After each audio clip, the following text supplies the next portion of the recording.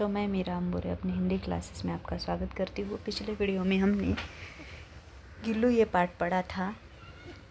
आज हम उसके अभी इसके प्रश्न उत्तर देखते हैं। प्रश्न पहला है, सोनजूही में लगी पीली कली को देख लेखिका के मन में कौन से विचार उमड़ने लगे। उत्तर है, सोनजूही में लगी पीली कली को देखकर लेखिका के मन में यह विचार आया कि गिल्लू सोनजूही के पास ही मिट्टी में दबाया गया था, इसलिए अब वह मिट्टी में विलीन हो गया होगा और उसे चौंकाने के लिए सोनजूही के पीले फूल के रूप में फूट आया होगा। दूसरा प्रश्न है, पाठ के आधार पर कौवे को एक साथ समादरित और अनादरित प्राणी क्यों कहा गया है। क्योंकि उत्तर है, हिंदू संस्कृति में ऐसी मान्यता है कि पितृपक्ष में हमारे पूर्वज हमसे कुछ पाने के लिए कौवे के रूप में हमारे सामने आते हैं।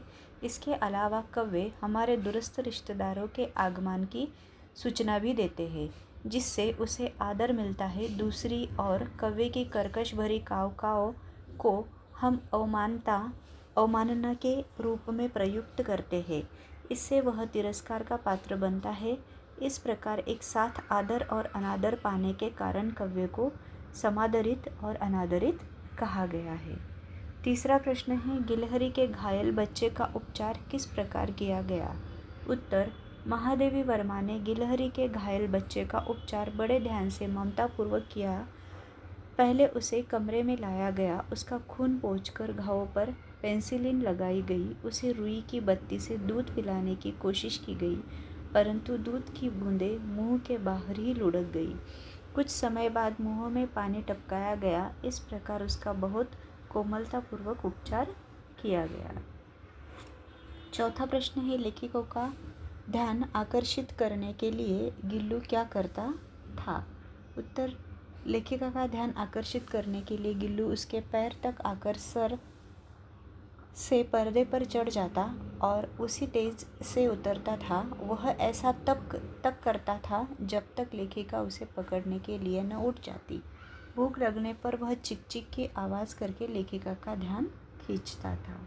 प्रश्न पांचवा है, गिल्लू को मुक्त करने की आवश्यकता क्यों समझी गई और उसके लिए लेखिका ने क्या उपाय किया। उत्तर, महादेवी वर्मा ने देखा कि गिल्लू अपने हिसाब से जवान हो गया था, उसका पहला वसंत आ चुका था। खिड़की के बाहर कुछ गिलहरियाँ भी आकर चिक चिक करने लगी थी। गिल्लू उनकी तरफ प्यार से देखता रहता था, इसीलिए महादेवी ने समझ लिया कि अब उसे गिलहरियों के बीच स्वच्छंद विहार के लिए छोड़ देना चाहिए। लेखिका ने गिल्लू की जाली की एक कील इस तरह उखाड़ दी कि उसके आने जाने का रास्ता बन गया। अब वह जाली के बाहर अपनी इच्छा से आ जा सकता था। छठा प्रश्न है कि गिल्लू किन अर्थों में परिचारिका की भूमिका निभा रहा था। उत्तर, लेखिका एक मोटार दुर्घटना में आहत हो गई थी। अस्वस्थता की दशा में उसे कुछ समय बिस्तर पर रहना पड़ा था। लेखिका की ऐसी हालत देख गिल्लू परिचारिका की तरह उसके सिरहाने तकियों पर बैठा रहता और अपने नन्हे नन्हे पंजों से उसके सिर और बालों को इस तरह सहलाता मानो वह कोई परिचारिका हो। सातवां प्रश्न है, गिल्लू की किन चेष्टाओं से यह आभास मिलने लगा था कि अब उसका अंत समय समीप है। उत्तर, गिल्लू की निम्नलिखित चेष्टाओं से महादेवी को लगा कि अब उसका अंत समीप है। उसने दिन भर कुछ भी नहीं खाया।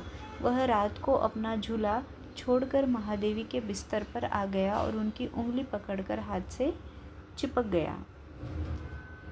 आठवां प्रश्न है, प्रभात की प्रथम किरण के स्पर्श के साथ ही वह किसी और जीवन में जागने के लिए सो गया का आशय स्पष्ट कीजिए। उत्तर, आशय यह है कि गिल्लू का अंत समय निकट आ गया था, उसके पंजे ठंडे हो गए थे, उसने लेखिका की अंगुली पकड़ रखा था, उसने उष्णता देने के लिए हीटर जलाया। रात तो जैसे तैसे बीती, परंतु सवेरा होते ही गिल्लू के जीवन का अंत हो गया। प्रश्न 9, सोनजूही की लता के नीचे बनी गिल्लू की समाधि से लेखिका का मन में किस विश्वास का जन्म होता है। सोनजूही की लता के नीचे गिल्लू की समाधि बनी थी, इससे लेखिका के मन में यह विश्वास जम गया कि एक न एक दिन यह गिल्लू इसी सोनजूही की बेल पर पीले चटक फूल के रूप में जन्म ले लेगा। आगे का प्रश्न देखते हैं। लेखिका को अकस्मात किस छोटे जीव का स्मरण हो आया और कैसे? उत्तर, लेखिका ने देखा कि सोनजही में पीली कली आ गई है। यह देखकर उसे अकस्मात छोटे जीव गिल्लू का स्मरण हो आया। सोनजही की इसी सघन हरियाला में गिल्लू छिपकर बैठता था, जो अचानक लेखिका के कंधे पर कूदकर उसे चौंका देता था। लेखिका को लगा कि पीली कली के रूप में गिल्लू ही प्रकट हो गया है। आगे का प्रश्न, कौवे की काव काव के बाद भी मनुष्य उसे अब आदर देता है और क्यों? उत्तर, कौवे की काव काव के बाद भी मनुष्य उसे पितृपक्ष में आदर देता है क्योंकि हमारे समाज में ऐसी मान्यता है कि हमारे पुरखे हमसे कुछ पाने के लिए पितृपक्ष में कौवा के रूप में आते हैं। इसके अलावा कौवा हमारे किसी दूरस्थ के आने का संदेश भी लेकर आता है। प्रश्न तीसरा, कौवे अपना सुलभ आहार कहाँ खोज रहे थे और कैसे? उत्तर, लेखिका ने देखा कि गमले और दीवार की संधि में गिलहरी का छोटा सा बच्चा है जो संभवतः घोंसले से गिर पड़ा होगा। कौवे उसे उठाने के प्रयास में चोंच मार रहे थे। इसी छोटे बच्चे में कौवे अपना सुलभ आहार खोज रहे थे। प्रश्न चौथा है, लेखिका की अनुपस्थिति में गिल्लू प्रकृति के सानिध्य में अपना जीवन किस प्रकार बिताता था? उत्तर, लेखिका की अनुपस्थिति में गिल्लू खिड़की में बनी जाली को उठाने से बने रास्ते द्वारा बाहर चला जाता था। वह दूसरी गिलहरियों के झुंड में शामिल होकर उनका नेता बन जाता और हर डाल पर उछल कूद करता रहता था। वह लेखिका के लौटने के समय कमरे में वापस आ जाता था। आगे का प्रश्न है, गिल्लू का प्रिय खाद्य क्या था? इसे न पाने पर वह क्या करता था? उत्तर, गिल्लू का प्रिय खाद्य काजू था। इसे वह अपने दांतों से पकड़कर कुतर कुतर कर खाता रहता था। गिल्लू को जब काजू नहीं मिलता था तो वह खाने की अन्य चीज़ें लेना बंद कर देता था या उन्हें झूले से नीचे फेंक देता था। छठा प्रश्न है, लेखिका ने कैसे जाना कि गिल्लू उसकी अनुपस्थिति में दुखी था? उत्तर, लेखिका एक मोटर दुर्घटना में घायल हो गई। इससे उसे कुछ समय अस्पताल में रहना पड़ा। उन दिनों जब लेखिका के कमरे का दरवाज़ा खोला जाता था तो गिल्लू झूले से नीचे आता, परंतु किसी और को देखकर तेजी से भागकर झूले में चला जाता। सब उसे वही काजू दे आते, परंतु जब लेखिका ने अस्पताल से आकर झूले की सफाई की तो उसे झूले में काजू मिले जिन्हें गिल्लू ने नहीं खाया था। इससे लेखिका ने जान लिया कि उसकी अनुपस्थिति में गिल्लू दुखी थी। प्रश्न सातवां है, भोजन के संबंध में लेखिका को अन्य पालतू जानवरों और गिल्लू में क्या अंतर नजर आया?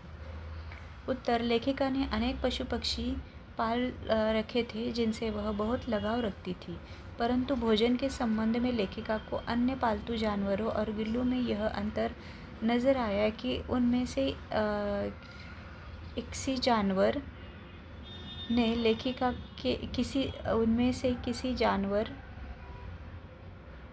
लेखिका के साथ उसकी थाली में खाने की हिम्मत नहीं की, जबकि गिल्लू खाने के समय मेज पर आ जाता और लेखिका की थाली में बैठकर खाने का प्रयास करता। दीर्घ उत्तरीय प्रश्न उत्तर देखते हैं। लेखिका ने लघुजीव की जान किस तरह बचाई? उसके इस कार्य से आपको क्या प्रेरणा मिलती है? उत्तर है, लेखिका ने देखा कि गमले और दीवार की संधि के बीच एक छोटा सा गिलहरी का बच्चा पड़ा है। शायद यह घोंसले से गिर गया होगा। इसे कौवे अपना भोजन बनाने के लिए तत्पर थे।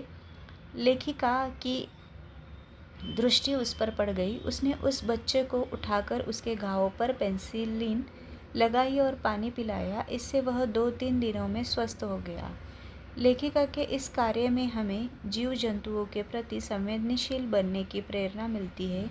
जीव जंतुओं की रक्षा करने की सीख मिलती है। जीव जंतुओं को न सताने तथा उन्हें प्रताड़ित न करने की प्रेरणा मिलती है। प्रश्न दूसरा है, लेखिका को जीव जंतुओं की संवेदनाओं की सूक्ष्म समझ थी। इसे स्पष्ट करते हुए बताएं कि आपको इनसे किन किन मूल्यों को अपनाने की सीख मिलती है। उत्तर, लेखिका अत्यंत सदैव संवेदनशील तथा पर दुख को तर थी। उससे मनुष्य ही नहीं पशु पक्षियों का दुख भी नहीं देखा जाता था। इसके अलावा उसे जीव जंतुओं की भावनाओं की सूक्ष्म समझ थी। लेखिका ने देखा कि वसंत ऋतु में गिल्लू अन्य गिलहरियों की चिक चिक सुनकर उन्हें अपनेपन के भाव से खिड़की में से निहारता रहता है। लेखिका ने तुरंत किले हटवाकर खिड़की की जाली से रास्ता बनवा दिया, जिसके माध्यम से वह बाहर जाकर अन्य गिलहरियों के साथ उछल कूद करने लगा। इससे हम जीव जंतुओं की भावनाएं समझने, उनके प्रति दयालु दिखाने तथा जीवों को उनके प्राकृतिक आवास में पहुंचाने की प्रेरणा मिलती है। धन्यवाद।